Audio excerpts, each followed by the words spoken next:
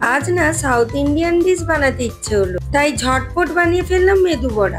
এইভাবে মেদু বড়া বানালে ক্রিস্পি হবে। দোকানে না কিনে বাড়িতেই সহজে বানিয়ে নিতে পারেন। চলুন শুরু করি।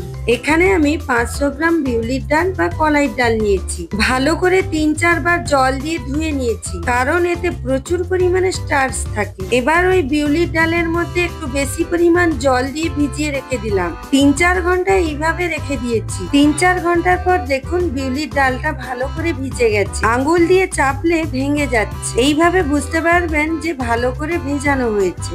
সঙ্গে আমি কিছু উপকরণ নিয়ে নিয়েছি। বিউলির ডাল বা কলাইয়ের ডালকে জল থেকে ছেঁকে মিক্সিং জারে দিয়ে দিলাম। একসঙ্গে পুরোটা না দিয়ে হাফ হাফ করে দুবার করেছি। অল্প পরিমাণ জল দিয়ে কয়েকটা কাঁচা লঙ্কা ও আদার টুকরো দিয়ে পেস্ট করে নিচ্ছি।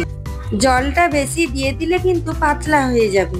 একদম ফাইন পেস্ট কিন্তু হবে না। ডাল বাটাটা সামান্য দানা দানা হবে আর আঁটো হবে।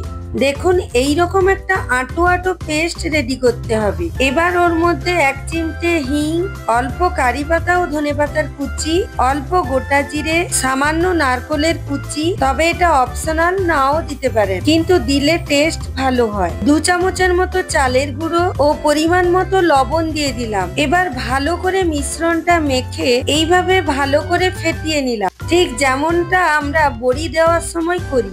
ভালো করে ফেটাতে হবে যেন ওর মধ্যে ফ্লাফি বা ফোলা ফোলা ভাব আসে। এইভাবে জলের মধ্যে দিলে যেন ভেসে ওঠে, তাহলে বুঝতে হবে ভালো করে ফেটানো হয়েছে। তবেই জিনিসটা ভালো করে ফুলবে ও ক্রিস্পি হবে।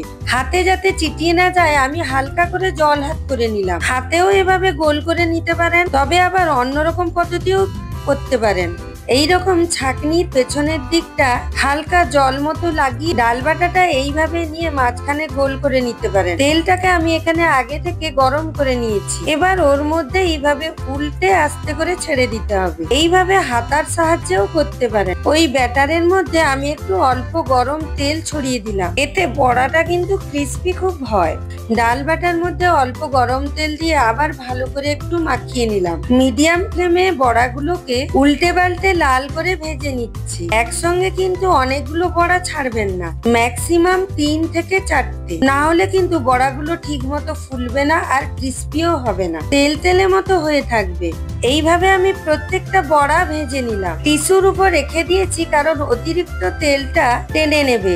সাম্বারের সঙ্গে বা নারকেলের চাটনির সঙ্গে গরম গরম পরিবেশন করুন মেদু বড়া।